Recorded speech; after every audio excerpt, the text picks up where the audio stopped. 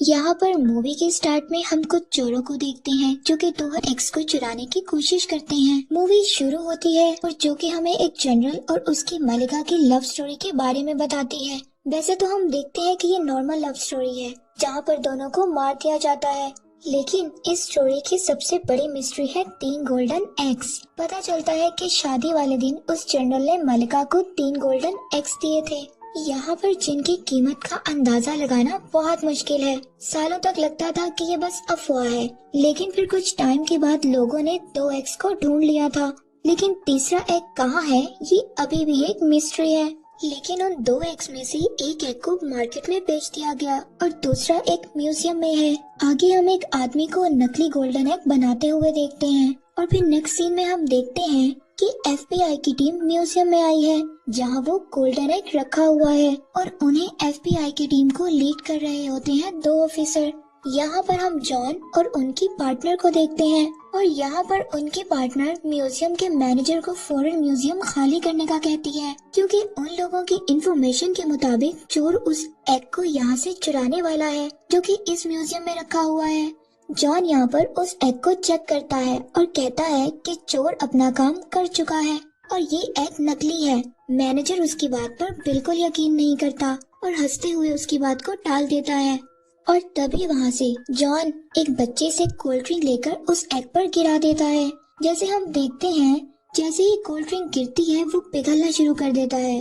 John के partner फौरन museum को सील करने के लिए कहती है और यहीं पर हम एक चोर को देखते हैं जो कि ये सब कुछ देखते ही वहाँ से भाग जाता है और यहाँ पर जॉन और उसकी पूरी टीम उस चोर को पकड़ने की कोशिश करते हैं, लेकिन हम देखते हैं कि चोर बहुत ही चालाक था। वो सबको चकमा देकर वहाँ से भाग जाता है और यहाँ पर पूरी एफबीआई की टीम देखती रह जाती है। आगे सीन में हम देखते हैं कुछ घंटों बाद का, जहां हम उस चोर को जाते हुए देखते हैं जो कि एक बोट में एक आइलैंड पर जा रहा था। जैसे ही वो एग को पैक से बाहर निकालता है उसे अचानक पीछे से जॉन की आवाज आती है। यहाँ उस चोर को पता चलता है कि वो पूरी टीम को लेकर उसे पकड़ने आया है और यहाँ जॉन उस चोर को बताता है कि जब से उसने चोरी करना स्टार्ट किया उसके पास उसकी हिस्ट्री को वो जानता है, उसके पास उसकी सारी हिस्ट्री मौजूद है। और यहाँ वो चोर उससे पूछता है कि तुम्हें ये सब कैसे पता, तो वो उसको बताता है कि ये सब उसे उसकी एक पार्टनर ने बताया है जो कि उसको सारी इन्फॉर्मेशन देती है और उस चोर के बारे में सारी इन्फॉर्मेशन भी उसी पार्टनर ने बताई है। और फिर यहाँ उस चोर और एग को अलग अलग गाड़ियों में ले जाते हैं ताकि वो उसे फिर से चुरा कर भाग ना सके। जॉन एक ऑफिसर को उस एग की जिम्मेदारी देता है और फिर पता चलता है कि वही पार्टनर जो जॉन को सारी इन्फॉर्मेशन बताती है खुद भी एक चोर है। वो असली एग को नकली एग से तब्दील कर देती है और फिर वहाँ से बचकर निकल जाती है। और फिर आगे का सीन कुछ घंटे बाद का दिखाया जाता है जहाँ जॉन की पार्टनर बताती है कि गाड़ी में मिला एग नकली था और वो बताती है कि उसको शक है कि इन सब में जॉन का हाथ है। जॉन उसको बहुत समझाने की कोशिश करता है लेकिन वो उसे अरेस्ट करके जेल में डाल देती है। हम देखते हैं वो जेल पहाड़ों के दरमियान है और यहाँ वो देखता है चोर भी इसी जेल में मौजूद है। वो चोर जॉन को देखकर बहुत खुश होता है और आगे वो चोर उस जॉन को बताता है कि इजिप्ट के एक बिलियनर ने एक शर्त रखी है कि वो अपनी बेटी की शादी में 3 गोल्डन एग्स गिफ्ट करना चाहता था और जो भी ये काम करेगा वो उसे हैवी अमाउंट देगा। ये सुनकर जॉन उसे तीसरे एग के बारे में पूछता है क्योंकि कोई भी उस तीसरे एग के बारे में नहीं जानता था। वो चोर उसको कहता है कि फिलहाल वो अभी दूसरे एग के बारे में सोच रहा है जो कि एक आर्म डीलर के पास है और उसे एक विला में बनाए हुए एक वॉल में रखा हुआ है। और वो उसे बताता है कि पार्टी करने का बहुत शौक है और जल्दी उसके विला में ग्रैंड पार्टी है, लेकिन इस पार्टी में सब लोग मास्क लगा कर आते हैं और कोई भी शख्स यहाँ पर अपना चेहरा नहीं दिखाता। तभी वो चोर सबको बताता है कि जॉन एक पुलिस ऑफिसर है और यहीं पर एक कैदी उससे लड़ना शुरू कर देता है और यहाँ पर जेल ऑफिसर उनको लड़ते देखकर उनको रोकने आते हैं और फिर इनको अपने अपने सेल में भेज देते हैं। यहाँ एक ऑफिसर आता है और बताता है कि कैप्टन उनसे मिलना चाहती है और यहाँ उनका सामना उसी लड़की से होता है जो कि जॉन की पार्टनर थी, जो जॉन को सारी इन्फॉर्मेशन देती थी, जो उनको फंसाने के लिए उनसे सॉरी करती है और बताती है वो यहाँ उसे तीसरे एग के लिए आई है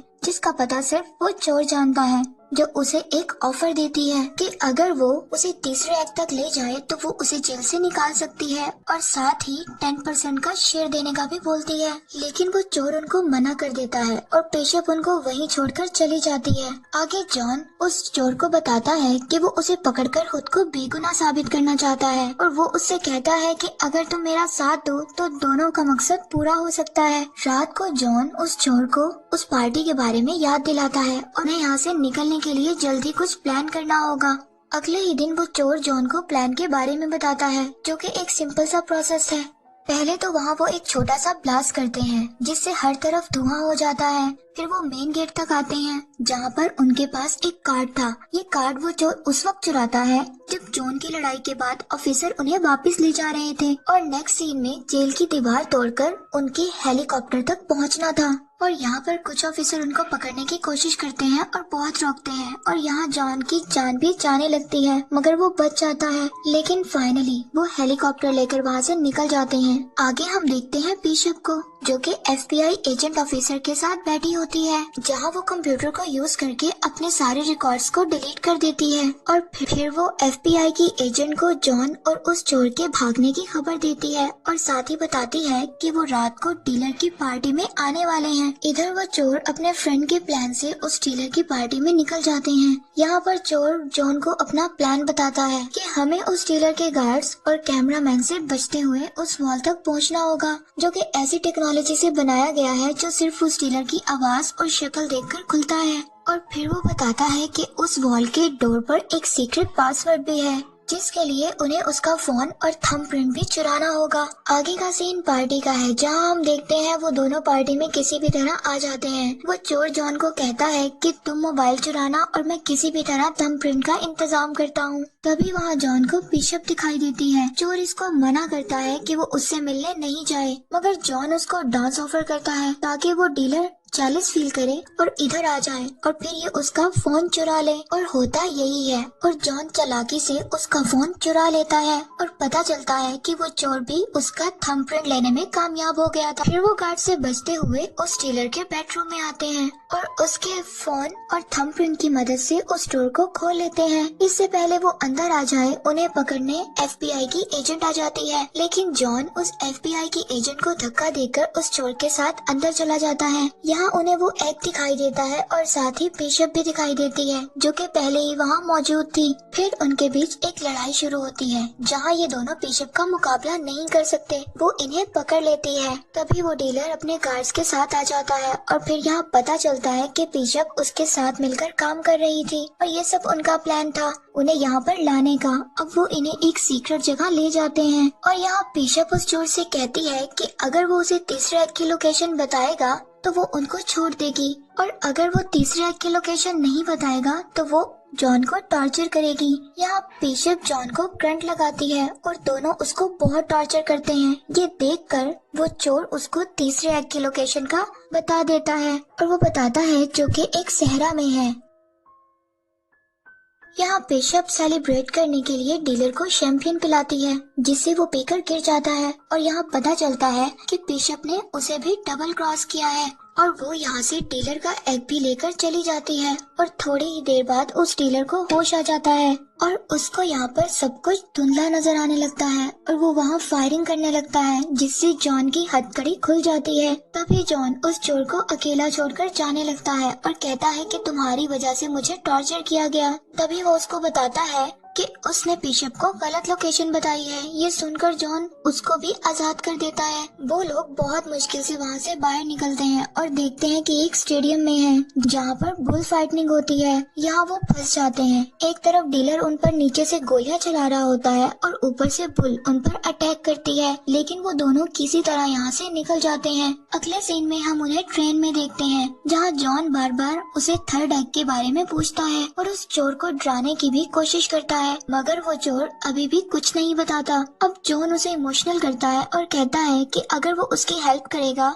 उसे बेगुनाह साबित करेगा, तो वो बिशप को पकड़कर उसे दुनिया का नंबर 1 चोर बना सकता है। ये सुनकर वो चोर उसको बताता है कि बात बहुत पहले की है जहाँ हिटलर के एक खास आदमी को एग के बारे में पता चल गया था। वो अपना सारा सामान लेकर किसी दूसरे शहर चला जाता है, एक बोट के जरिए जिसमें तकरीबन 100 टन के करीब सामान था। बहुत से लोग उसे उस खजाने के लिए ढूंढते रहे थे, जिसमें वो बताता है कि उसमें उसके डैड भी थे। उनके मरने के बाद वो चोर उसको बताता है कि उनके ड्रॉर से एक घड़ी मिली थी, जो कि वो एक ऑक्शन से लाए थे। ये असल में उस आदमी की वॉच थी, जिसमें उसको पता चला कि तीसरा एग कहीं दूर जंगलों में छुपा है। वो दोनों भी वहाँ पहुँच जाते हैं और घड़ी की मदद से एक सीक्रेट होल को ढूंढ लेते हैं। वो चोर अपने डैड की घड़ी से उसका दरवाजा खोलता है और वहाँ काफी कीमती चीजों को देखते हैं, और वहाँ वो कुछ एंटीक कार को भी देखते हैं, और वहीं वो उन्हें एग भी दिखाई दे देता है। इससे पहले वो उन्हें लेकर जाते बिशप एक बार फिर उधर आ जाती है। वो उन्हें बताती है कि उसको उस पर शक था, इसलिए वो उनका पीछा करते हुए वहाँ तक आ जाती है। फिर वो उनसे एग देने को कहती है, और तभी FBI की एजेंट पूरी टीम को लेकर वहाँ आ जाती है। उससे बचने के लिए वहाँ पर मौजूद एंटीक कार में तीनों भाग जाते हैं, और FBI की टीम भी पुरानी गाड़ियों से उनका पीछा करती है। एक लंबे होल के बाद वो एक वाटरफॉल से बाहर निकलते हैं और FBI की टीम पीछे रह जाती है। वहीं चोर बिशप का मजाक उड़ाता है कि उसके जेल जाने के बाद वही दुनिया का नंबर 1 चोर होगा। वो जॉन से उसे अरेस्ट करने का कहती है। तभी उसे वहाँ एक और शौक लगता है कि जॉन और बिशप शुरू से मिलकर काम कर रहे थे, और ये उन दोनों ने सारा प्लान बनाया है ताकि वो इससे तीसरे एग की लोकेशन जान सके। यहाँ जॉन उस चोर को बताता है कि उसके डैड भी एक चोर थे, वो भी एक बड़ा चोर बनना चाहता था। फिर वो उस चोर को वहाँ बांधकर वहाँ से चले जाते हैं। आगे सीन शिफ्ट होता है और हम देखते हैं उस बिलियनर्स की बेटे की शादी। वो तीनों एग्स पहली बार एक साथ लाए जाते हैं। इसे देखकर वो बड़ी खुश हो जाती है। और फिर हम यहाँ जॉन और बिशप को देखते हैं। उन्हें इन एग्स के बदले काफी ज्यादा हैवी अमाउंट मिलती है, और वहीं वो एजेंट FBI की टीम के साथ आती है और इस बिलियनर्स को चोरी का सामान खरीदने के जुर्म में अरेस्ट कर लेती है।